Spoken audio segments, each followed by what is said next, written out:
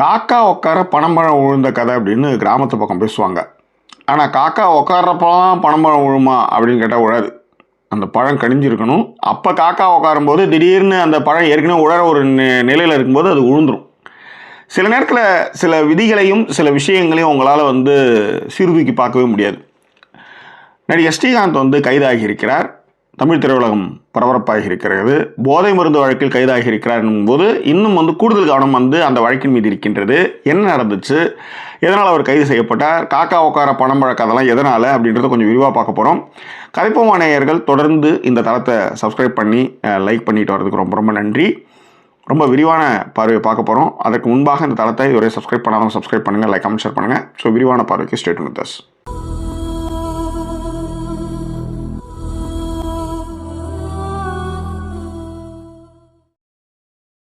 நீ பற்ற வைத்த நெருப்பொன்றுன்னு ஒரு டயலாக் ஒன்று வரும். அது என்றைக்கோ நடந்ததுக்கு இன்றைக்கி எஃபெக்ட் ஆன மாதிரி திரி மாதிரி தான்.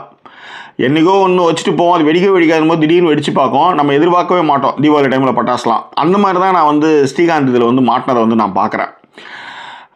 ஸ்ரீகாந்த் உங்களுக்கு எல்லாருக்கும் தெரியும். ரோஜா கூட்டம், பூ, பார்த்திபன் கனவு, நண்பன் திரைப்படம் மூலமாக புகழ்பெற்றவர். ஹீரோ மெட்டீரியலாக இருந்தவர். நடுவில் கூட அவர் ஒரு படத்தில் நடித்து ப்ரொடியூசரோடு அவர் அந்த படம் விமர்சனத்துக்குள்ளாக்கப்பட்டது. நம்ம அது உள்ளார போக விரும்பலை.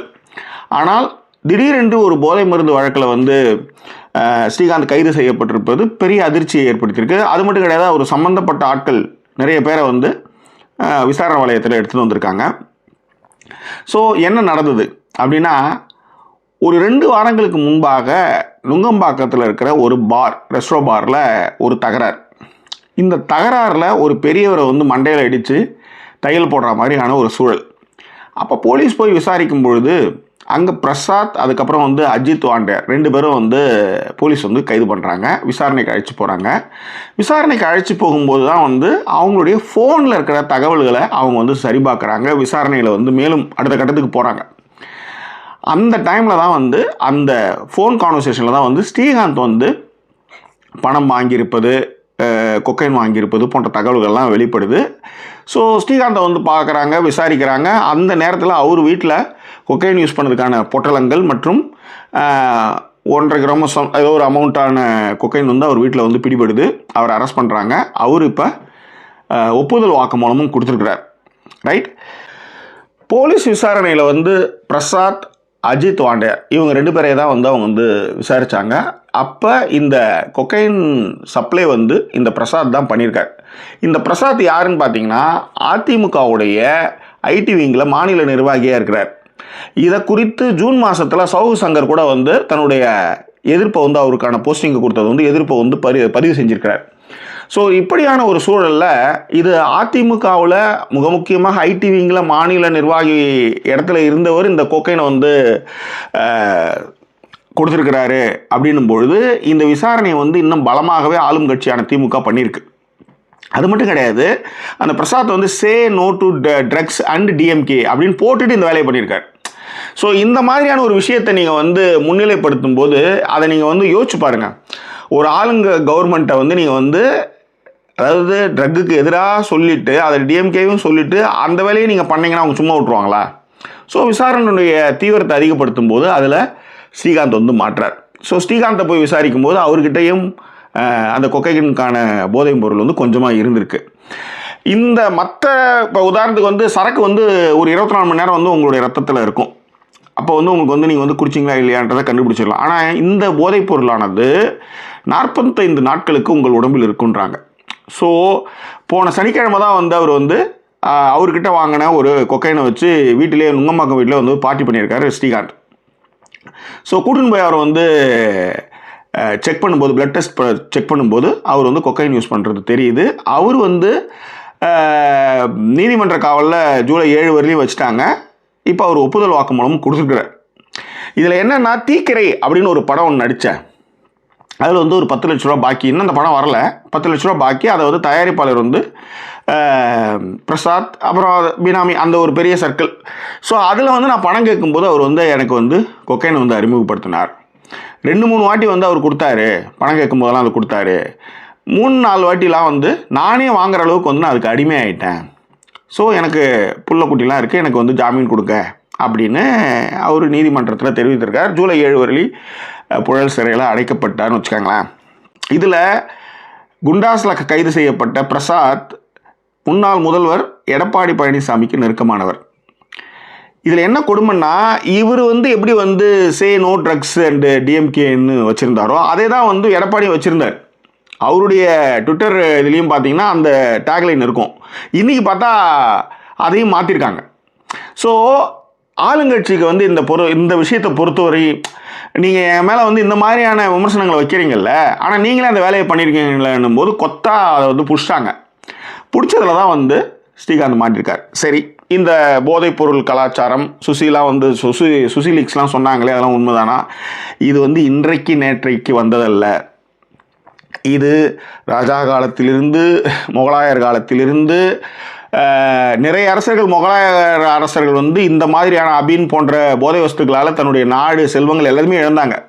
அதன் பிறகு பிரிட்டிஷ் வந்தாங்க. அவங்களுடைய கல்ச்சர்லேயும் இந்த போதை வஸ்துக்களை பயன்படுத்துகிற விஷயங்கள் இருந்தது.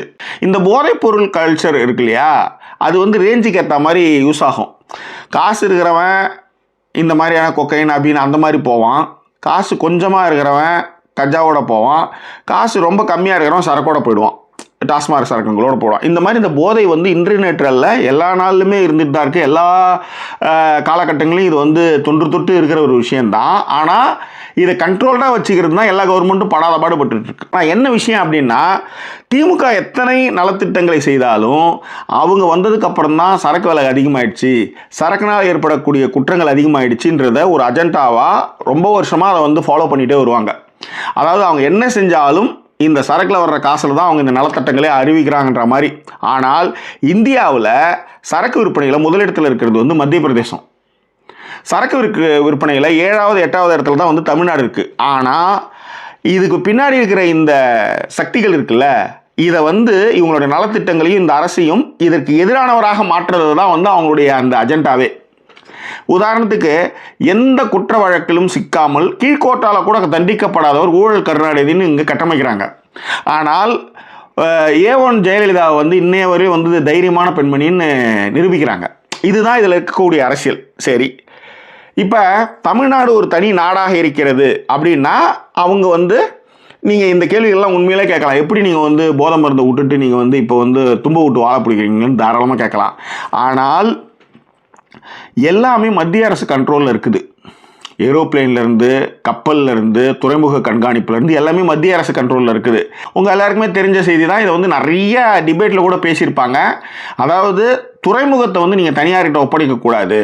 ஏன்னா இந்தியாவோட நுழைவாயிலே துறைமுகம் தான். அதை ஒரு தனியார்கிட்ட ஒப்படைக்கும் பொழுது அவங்க எதை வேணாலும் எடுத்துகிட்டு வருவாங்க, எதை வேணாலும் போவாங்க. அதானிக்கிட்ட இந்த முத்ரா துறைமுகம், பாம்பேயில் இருக்க துறைமுகத்தை ஒப்படைக்கப்படும் போது இது கடுமையான விமர்சனங்கள் சந்திச்சது. அதன் பிறகுதான் இந்த போதை மருந்து கலாச்சாரம் இந்தியாவெங்கும் பரவுச்சு அப்படின்ற ஒரு பேச்சும் அடிபட்டு கொண்டு இருக்குது. அதை நிறைய டிபேட்லேயும் பேசியிருக்காங்க. அதன் மூலமான ஒரு நெட்வொர்க் இந்தியாவெங்கும் பரவி இருக்கு. அப்போ இந்த ஒரு பொருளை எல்லார்ட்டையும் எடுத்து போய் டிஸ்ட்ரிபியூட் பண்ணுறதுக்குன்னு யாராவது ஒரு ஆள் வேணும்ல, யாராவது ஒருத்தவங்க வச்சுக்கணும்ல. அந்த மாதிரி கூட ஸ்ரீகாந்தை இவங்க யூஸ் பண்ணியிருக்காங்களோ அப்படின்ற ஒரு ஒரு கான்செப்டில், அந்த மாதிரியான ஒரு பார்வையிலையும் இந்த விசாரணைகள் போயிட்டுருக்கு. ஸோ இதில் பார்த்தீங்கன்னா ஷாருக் கானுடைய பையன்லேருந்து பாலிவுட்டில் நீங்கள் பார்த்தீங்கன்னா அடிக்கடி நிறைய பேர் இந்த மாதிரியான போதை மருந்து கேஸில் நிறைய பேர் மாட்டுவாங்க. நிறைய செலிபிரிட்டிஸ் மாட்டுவாங்க. சுஷாந்த் அந்த கேஸில் கூட பார்த்தீங்கன்னா அந்த மாதிரியான விஷயங்கள் நிறைய இருக்கும். நீங்கள் பார்த்தீங்கன்னா தேடி பார்த்தீங்கன்னா தெரியும். ஸோ அதனால் இது இன்றைக்கி மட்டுமே இங்கே வந்த மாதிரி இல்லை, இது எல்லா காலகட்டத்திலுமே இருந்த ஒரு விஷயம். ஆனால் say no to drugs DMK அப்படின்னு அது யார் எங்கேருந்து அப்படின்னும் போது அது அதிகாரப்பூர்வமாக ஆதாரங்களோடு மாட்டும்போது விட்டுருவாங்களா? அப்படி தான் ஒரு பாரில் நடந்த சண்டையில் ஃபோன்களை கைப்பற்றி அதன் மூலமாக தான் இந்த அளவுக்கு இந்த கேஸ் இவ்வளோ தூரம் வந்திருக்கு. அதில் ஸ்ரீகாந்த் அவர் நேரம் அவர் மாட்டிக்கிட்டார். That's all right. So what happen next அப்படின்னா, கைது செய்யப்பட்டிருக்கிறார். போதை மருந்து ரத்த பரிசோதனையில் அவர் போதை மருந்து உட்கொண்டது நிரூபணமாக இருக்கிறது. கைது செய்யப்படும் போது அவர்கிட்ட 1/2 கிராமோ 1.5 கிராமோ அதுக்கான கொக்கைன் போதைப் பொருளும் கண்டுபிடிக்கப்பட்டிருக்கிறது. அப்ரூவராக மாறி இருக்கிறார். அதுதான் இங்கே நீங்கள் பார்க்க வேண்டிய விஷயம். ஏன்னா தீக்கிரை படத்தில் நடித்ததுக்கு 10 லட்சம் ரூபா பெண்டிங்கில் பணத்தை கேட்கும்போது அவங்க எங்களுக்கு பிரசாத் எங்களுக்கு கொடுத்தாரு, 2-3 வாட்டி கொடுத்தாரு, அதன் பிறகு அது அடிக்ட் ஆனதுனால நானே அவர்கிட்ட வாங்கியிருந்தேன் அப்படின்ற முதற்கொண்டு அவர் வந்து அப்ரூவராக மாதிரி விஷயங்களை சொல்லியிருக்காரு. இந்த போதைப்பொருள் வழக்கை பொறுத்தவரை நீங்கள் வந்து விற்பனை செய்கிறீங்க அப்படின்னா இந்த கேஸ் வந்து பயங்கர ஸ்ட்ராங்காக இருக்கும், ஒரு 10 வருஷத்துக்கு மேலே போகும். ஆனால் நீங்கள் கன்சியூமராக இருக்கீங்க அப்படின்னும்போது குற்ற வழக்குகள், அதனுடைய ஆதாரங்கள், பிரதிவாதங்கள், வாதங்களை வச்சு அவங்க என்ன முடிவு எடுக்க போகிறாங்கன்னு தெரியல. இதற்கு வந்து மிகப்பெரிய லாபி ஒன்று இயங்கிட்டு இருக்கு, அதில் வந்து மாற்று கருத்தே இல்லை. அதாவது சாதாரணமாக வந்து குடி குடிச்சு, அதாவது ரோட்டில் வந்து தகராறு பண்ணால் கூட வந்து திமுக அரசு லட்சணத்தை பாருங்கள் அப்படின்னு சொல்லும்போது சே நோ ட்ரக்ஸு அண்டு டிஎம்கேன்னு நீங்கள் போடும்போது நீங்களே மாட்டிருக்கும் போது அவங்க அதை எப்படி எதிர்கொள்வாங்கன்றத உங்களுடைய பார்வைக்கு நான் விட்டுடுறேன். ஸோ ஆளுங்கட்சியை பொறுத்தவரை அவங்களுக்கு இது ஒரு ஸ்ட்ராங்கான ஒரு எவிடென்ட். இதை வச்சுக்கிட்டு அவங்க வந்து அடுத்தடுத்த கட்டங்களுக்கு போவாங்க. இன்னும் பரபரப்பான நிறைய விஷயங்கள் நடக்கும். இந்த விஷயத்தை பொறுத்தவரையிலும் எனக்கு தெரிஞ்சு காக்கா உட்கார பணம்பழம் வந்த கதை தான். இப்போ உதாரணத்துக்கு நீங்கள் சரக்கு அடிச்சிருந்தா 24 மணி நேரத்தில் ஒன்றும் தெரிஞ்சிருக்காது. போன சனிக்கிழமை நடந்த பார்ட்டிக்கு இன்றைக்கி ஒரு வாரம் கழித்து நீங்கள் மாட்டுறீங்க பார்த்தீங்களா, அது என்னன்னு சொல்கிறது? அதுதான் இது நேரம்னு சொல்கிறதா, விதின்னு சொல்கிறதா, டெஸ்டினின்னு சொல்கிறதா தெரியாது. நீங்கள் என்ன தான் யோகியமாக இருந்தாலும் ஒரு இடத்துல நீங்கள் வந்து சிக்கிறீங்க அப்படின்னா வேறு வழியே இல்லை, வேறு சோர்ஸே கிடையாது. யோசிச்சு பாருங்கள். அதனால தான் நான் இந்த வீடியோ ஆரம்பிக்கும் போதே காக்கா உட்கார பணம்பழம் அப்படின்ற ஒரு விஷயத்தை நான் சொன்னது. ஸ்ரீகாந்துக்கு வந்து பட வாய்ப்புகள் இல்லை, ஸ்ட்ரெஸ்ஸு, தனிமை, புறக்கணிக்கப்பட்டது, நிராகரிப்பு, 1000 காரணங்கள் இருந்தாலும் ஆதாரபூர்வமாக மாட்டினதுனால இதிலிருந்து அவர் வெளிவர்றது என்பது பெரிய கேள்விக்குறி தான். அப்ரூவராக மாறும்பொழுது தண்டனைகள் குறைவாக இருக்கலாம் அப்படின்றது தான் இங்கே நம்ம சொல்லக்கூடிய விஷயம்.